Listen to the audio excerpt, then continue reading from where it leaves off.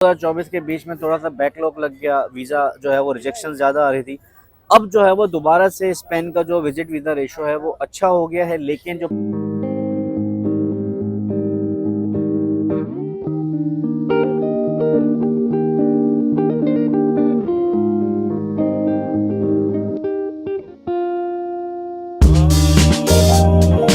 अस्सलाम वालेकुम, मेरा नाम है हारिस शाहिद। आप देख रहे हैं मेरा official YouTube channel travel tips with Haris Shahid. उम्मीद करता हूँ आप सब खैरियत से होंगे, ठीक ठाक होंगे।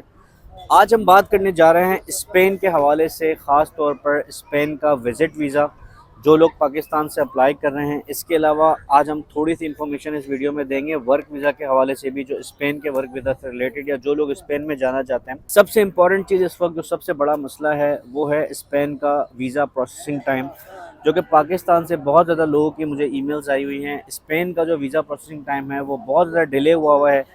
किसी को 100 दिन हो गए, किसी को 200 दिन हो गए, किसी को इससे भी ज़्यादा हो गया। रिस्पांस नहीं आ रहा स्पेन का, क्योंकि स्पेन वो कंट्री है जो बहुत ज़्यादा अच्छा उसका वीज़ा रेशो था इस कंट्री का। इजीली जो है वो वीज़ा प्रोवाइड कर रहा था। 2024 के बीच में थोड़ा सा बैकलॉग लग गया, वीज़ा जो है वो रिजेक्शन ज़्यादा आ रही थी। अब जो है वो दोबारा से स्पेन का जो विजिट वीज़ा रेशो है वो अच्छा हो गया है, लेकिन जो प्रोसेसिंग टाइम है वो बहुत ज़्यादा डिले हो गया। सबसे पहले तो वो लोग जो कह रहे थे कि यार हमें स्पेन का जो विजिट वीज़ा है उसका हम अप्लाई कर चुके हैं, हमें रिस्पांस नहीं आया। आज हमें 50 दिन हो गए, कोई कह रहा है 60 दिन हो गए, कोई कह रहा है 100 दिन हो गए, अभी तक हमें रिस्पांस नहीं आया, हम क्या करें। क्योंकि देखिए, जब आप स्पेन का वीज़ा अप्लाई करते हैं तो आप एक ट्रैवल प्लान देते हैं कि मुझे इस डेट को जो है वो ट्रैवल करना है।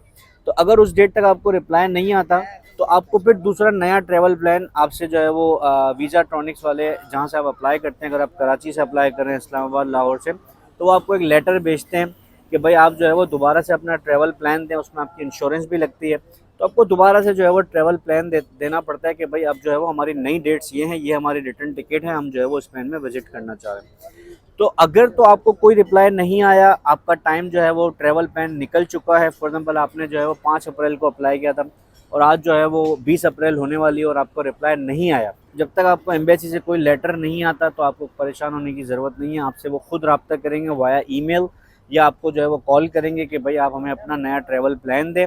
दूसरी बात, जो लोग ये परेशान हो रहे हैं कि यार हमारा ट्रैवल प्लान निकल चुका है तो क्या हमारा वीज़ा रिजेक्ट हो जाएगा, ऐसा बिल्कुल भी नहीं है। आपका वीज़ा रिजेक्ट नहीं होगा।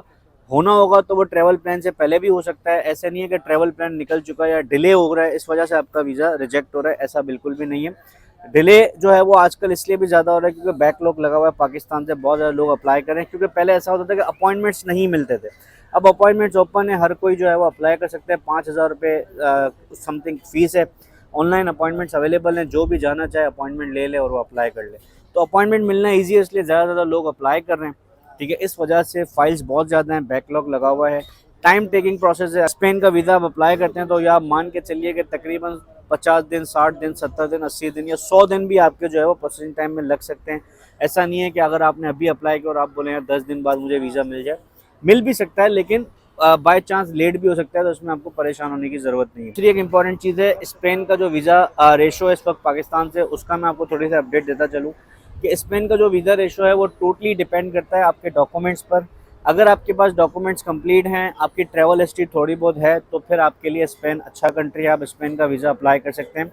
और स्पेन का जब आपको वीज़ा मिलता है, ये शेंजन वीज़ा होता है, आप पूरे यूरोप में यानी शेंजन जोन में कहीं पर भी जा सकते हैं। इसके अलावा भी यूरोप के कुछ कंट्रीज हैं, जैसे अल्बानिया है, बोस्निया है, इन कंट्रीज़ में भी आप इजीली जा सकते हैं क्योंकि आपके पास शेंजन वीज़ा होता है। डॉक्यूमेंट्स की अगर हम बात करें तो डॉक्यूमेंट्स क्या क्या चाहिए मैं आपको शॉर्टली बता देता हूँ। आपको लास्ट 6 मंथ की बैंक स्टेटमेंट चाहिए होती है, जिसका क्लोजिंग बैलेंस कम से कम 2 मिलियन का होना चाहिए, 20 लाख आपके अकाउंट में होना चाहिए। इसके अलावा आपका जो है वो जॉब करते हैं तो लास्ट 3 मंथ्स की पे स्लिप आपको होनी चाहिए। इसके अलावा कंपनी से आपको एनओसी चाहिए होती है। अगर आप बिजनेस करते हैं तो आपके टैक्स रिटर्न चाहिए होते हैं, आपका एनटीएन चाहिए होता है। चैम्बर ऑफ कॉमर्स के अगर आप मेंबर हैं तो आप उसके डॉक्यूमेंट अटैच करते हैं। इसके अलावा अगर आपके कोई प्रॉपर्टी के डॉक्यूमेंट्स हैं तो वो आपको अटैच करने पड़ते हैं। यानी कि आपको फाइनेंशियली इतना स्ट्रॉन्ग अपने आप को शो करना होता है कि आप यूरोप जाएंगे और टाइमली जो है वो पाकिस्तान रिटर्न आ जाएंगे, जो भी आपका टाइम पीरियड होगा, तो उसकी बेसिस पे आपको वीज़ा दिया जाता है।